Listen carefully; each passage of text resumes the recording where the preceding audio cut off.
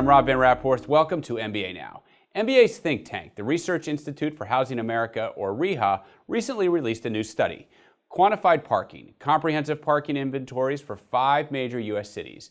The study revealed an investment in parking that is out of balance with the current demand for parking in almost all cases, and even less in tune with what appears to be declining future demand.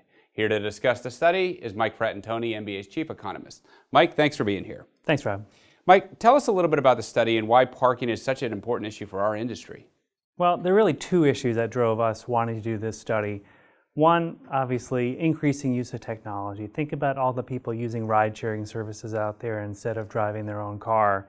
That really leads to, in the future, probably less demand for parking.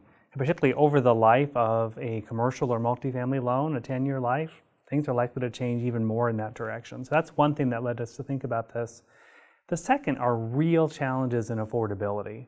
So if you look at recent data, about half of all renters are spending more than 30% of their income on housing, and a quarter of homeowners are doing the same. So they're really burdened by those housing costs. Anything we can do to reduce the cost of housing is really a benefit, and spending too much money on parking means we're using up land that could be used for housing. I know we talked a lot about land trends in the study. Can you sort of explain that?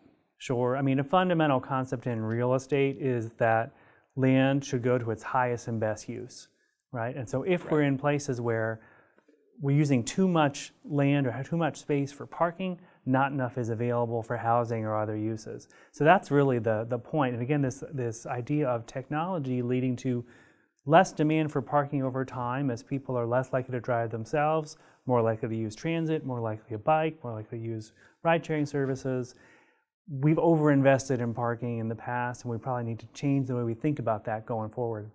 You know, something that really jumped out to me in this study was that parking is more pervasive or it's less visible. I mean, that seems like a paradox, right? Yeah, so if you look at some places in the country, most parking is on-street parking, surface parking, it's, quote, free, right? There's no explicit cost for it.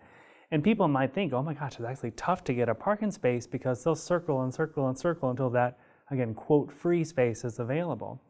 At the same time, when someone goes to develop a plot of land, local zoning ordinances really insist that they have a minimum number of parking spaces per potential worker, per resident. And that's led to a lot of parking garages and underground parking availability that has a cost. It has an explicit cost associated with it, but it actually is, the cost is higher than that because that cost and that space could have been used for something else.